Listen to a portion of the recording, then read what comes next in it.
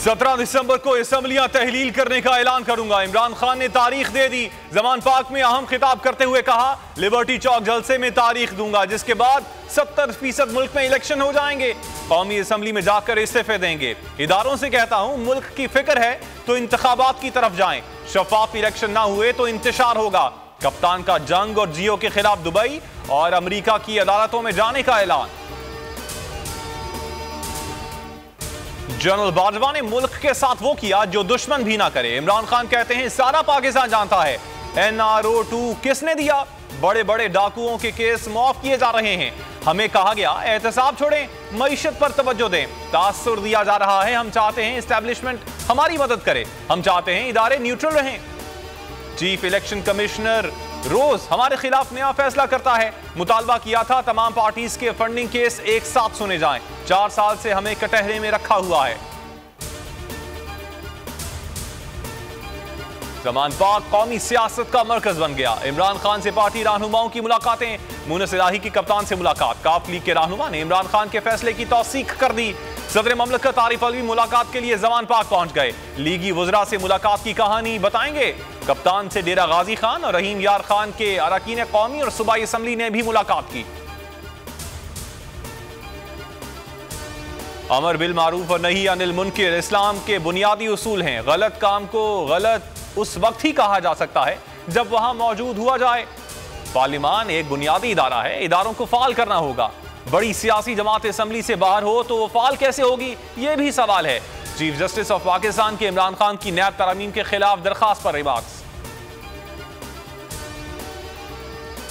आजम सवाती को इस्लामाबाद मुंतकिल करने की तैयारियां। कंबर शहदाद कोर्ट से सक्खर एयरपोर्ट पहुंचा दिया गया। जुडिशल कस्टडी में दिया जाएगा। आजम सवाती को 27 नवंबर को गिरफ्तार किया गया। पहले इस्लामाबाद, फिर बलोचिस्तान और अब सिंध पुलिस की जेर हिरासत हैं। जौहर टाउन धमाके में भारत मुलविस है, वाज़ेह सबूत हैं। वजीर ममलकत खारजा उमूर हिना रब्बानी घर की न्यूज कॉन्फ्रेंस। कहा, भारत दहशतगर्दी का इल्जाम लगाकर दुनिया की तवज्जो हटाने की कोशिश करता है। भारत मुसलसल आलमी कवानीन अक़वाम मुत्तहिदा की करारदादों की खिलाफ वर्जी कर रहा है। इससे कबल दफ्तर खारजा में 30 से जायद गैर मुल्की सफीरों को ब्रीफिंग दी गई। भारतीय दहशतगर्दी के सबूत दिए गए। आज दुनिया को बहुत से चैलेंजेस का सामना है। किसी भी तनाज़े के फरीक दो तरफा मामला कहकर तवज्जो नहीं हटा सकते। सलामती काउंसिल तस्लीम शुदा तनाज़ात के हल में मौसर किरदार अदा करे।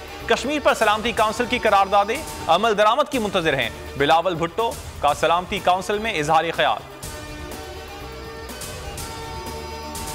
एशियाई तरक्कियाती बैंक ने तरक्कियाती आउटलुक रिपोर्ट जारी कर दी। जनूबी एशिया में श्रीलंका के बाद पाकिस्तान मईशत सबसे ज्यादा मुतासिर हुई। रिपोर्ट के मुताबिक सैलाब से पाकिस्तान की मईशत को नुकसान हुआ। 10 माह में महंगाई की शरह में दोगुना इजाफा हुआ। जनवरी 2022 में महंगाई की शरह 13% और अक्टूबर 2022 में 26.6% रिकॉर्ड की गई। और मुल्क तकनीकी तौर पर डिफॉल्ट हो चुका। साबिक वजीर खजाना शौकत तरीन की बोल के प्रोग्राम दी स्पेशल रिपोर्ट में गुफ्तगू। कहा, यह हुकूमत अवाम के महंगाई मजीद बढ़ा देगी। उनको चाहिए रूस से तेल में खरीदें। मुल्क में तेल की कीमतें कम होनी चाहिए। ये IMF को कहें कि हम पर सख्त शराइत लगा दी गई हैं। सैलाब की वजह से 10 से 15 अरब डॉलर चाहिए।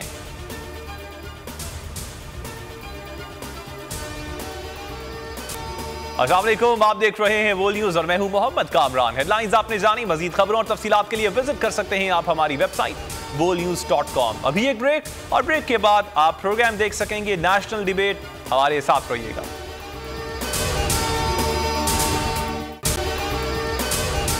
अगर आपको ये वीडियो पसंद आई तो हमारे चैनल को सब्सक्राइब करें और बेल आइकन पर क्लिक करें।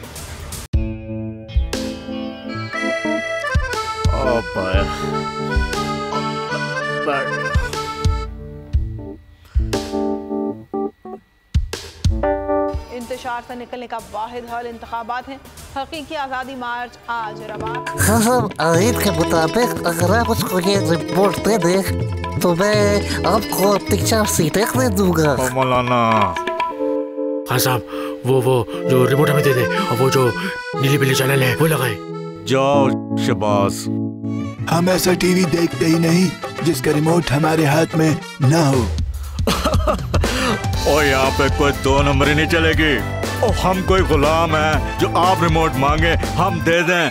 Absolutely not. यहाँ पे सिर्फ पाकिस्तान का नंबर 1 चैनल चलेगा, बोल, जो हकीकी सहाफत की जंग लड़ रहा है। पाकिस्तान के लिए कोई और नहीं, सिर्फ बोल खड़ा है। आप सब भी बोल देखें।